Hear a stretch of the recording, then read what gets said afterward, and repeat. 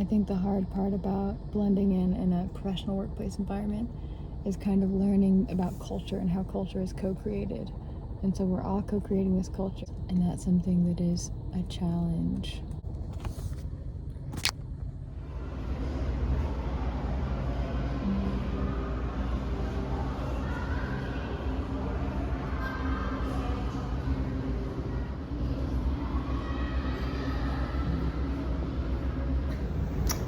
I was fired from my treatment center job. Where's my comfort tea? It's really hard to say what fully caused it. I lost my last job in social work, and from the get-go, it wasn't looking good.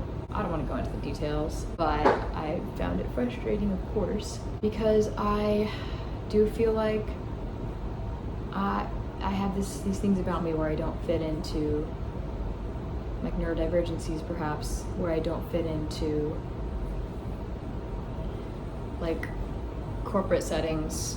I think it's for the best. It was a kind of a punch to the gut, punch to the ego, but at the end of the day, it was a really bad workplace for me, and I think that this might have been God's way of saying you have to take some time for yourself, because I now have a full week at least where I'm barely working. I'm only working a few days as a camp counselor, and I have this job off.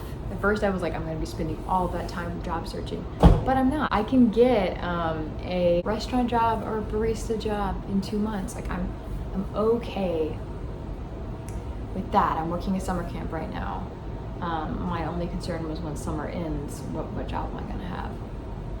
I've applied to like every social work position between here, Austin, and San Antonio, Georgetown, and San Antonio over the last few years, and anything in between.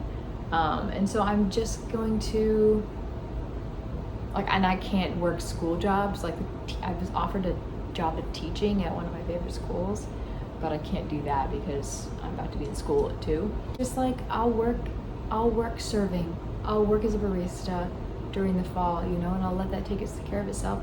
I spent all last semester job searching in my time off from doing school, and like it was miserable and it was really bad for me, and I saw how bad things got when I go back and look at it. And I have the space to spend a little bit more time cat sitting so that I can I'm gonna live here, and the next place I've got lined up where I'm dog sitting in a couple months, and I have to take a math exam at the end of August, which is take free pole classes that I just learned about that I could take at Brass Ovaries. I have a Shakti Moves dance company dance event, and another dance teacher who teaches at Cafe Dance who offered for me to take free classes like last year sometime, and said this still stands, and I've still not done it. So going to those, taking partner dancing classes. I found all these free partner dancing classes when I was in San Marcos, and I never went to any of them because I was busy. So those, climbing with friends, taking free BJJ classes, free ballet class that I got offered to take, so I can do all these things and like be working my yoga and fitness on the weekends when I am not, and during the week when I am not camp counseling. I've obviously been seeing a little bit more of my partner. My regulation hasn't been the best, but it's been getting better. You've seen some of me in here dealing with like dysregulation in general, and then a lot of it coming off on my partner. Last night I went to an intimacy event. I just mentioned that with my friend Nin, and that was so special. Like, just human touch. Ugh. Just like safe, nourishing human touch is so important. Now I'm going through all of my stuff that I've had floating around with me during the whole couch surfing situation. You gotta throw away stuff that I don't need, not hoard stuff so much that they don't have all this stuff to move to my new location. Like, for instance, I have 2 huge boxes of condoms from like a sex event that I used to host. I don't have that kind of sex, so I don't need condoms. The biggest thing that I've been learning and working on, I think, in my partnership for the last couple of weeks is taking space. I had this thing where I was so terrified to not be available when they wanted to hang, not communicate in the way that they wanted to communicate. For instance, they like calling a lot. I like texting. I actually love calling, and I like that they call me more than they text me. But I also find calls so I will not answer sometimes. And I used to just rearrange my life to be able to answer and be available in a way that would make them feel good.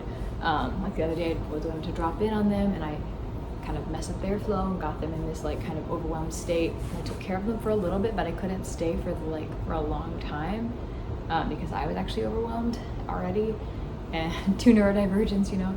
And so I had to take space and let them be upset by that, not upset with me, but really still not very well and would have rather me stay. I had to like practice letting them be disappointed and taking the space that I needed for myself. I just was not good at that before, and it made me slightly dysregulated in the moment, but it prevented greater resentment, greater dysregulation from me doing what they needed to the detriment of my nervous system and body, into where I would just have to basically vomit all of this dysregulation on them and be like, I tried to call you because you needed me and I'm worried about you and blah, blah, blah, and then now I'm just feeling horrible. And like, no, they don't want to hear all that. They don't want to have to take care of me after I just tried to take care of them, you know? So I've been practicing instead when I need space, stepping away.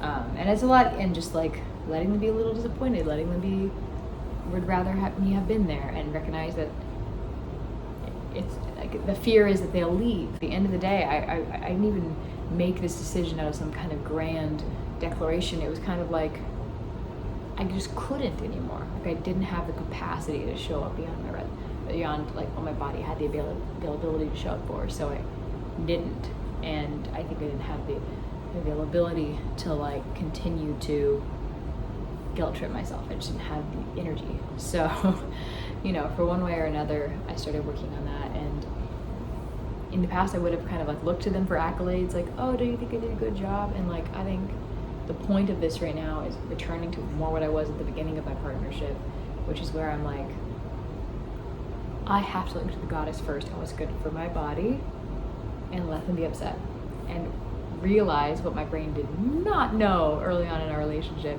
which is that just because they're mad or upset or disappointed doesn't mean we're through. But I'm getting better at predicting what my energy levels will be. Like for instance, I have a really hard time like scheduling sex. Like I really don't do that because when I'm not in a sexy headspace, it sounds gross to me, and I'm like, to be in a space with someone and show up and we're expected to have sex, like gross, like ick. I can't handle it, and so. And I can't even imagine wanting it when I'm not in that space. But I know myself well enough, and I know the data well enough to be like, when you're with this person, hanging out, chilling, having a good time playing board games, drinking tea, you're probably gonna wanna have sex at some point. That's just statistically what we've seen. And so knowing how mad you get at yourself in those instances for not making enough time to be with them and spend that quality intimacy together, just do your future self a favor and your past self a favor who's saying, Chris, would you please make sure that we have more time? Even though I cannot imagine that in this present moment. Can't imagine wanting it. Can't imagine it. I'm giving myself the space, and I'll have some of the week to start doing some fun dances. And I will show you a little bit of the dances that I go to, just a little clip here and there, just to kind of share some joy, interspersed through like some stressful vlogs that I've had. And I would really encourage anyone watching this to, if you're in that stressful space, it's not forever. And if you've set your finances up and you've set your life up in a way where that's feeling like forever, start moving yourself towards the exit, start moving yourself towards something. I'm so sorry, because that fucking sucks. If you're not in a space to be able to be there for your friends because you're really, really in a bad spot, that's okay. We all take turns. We all have those times. You can get to a space where it's better. Rely on people, ask for help. Yeah, so anyway, that's where I am. And I'm gonna finish cleaning up my stuff, and definitely looking forward to taking you along with me to some fitness and flow and movement stuff finally what we're doing this whole channel about. I also recognize that doing things over the weekend, taking pole classes, taking fitness classes, taking dance classes, while they won't get me certified, can start me on the journey towards getting closer to knowing how to dance in certain ways, so that if I want to teach in the future, I can. Let's go. And by the way, I'm doing all these classes for free.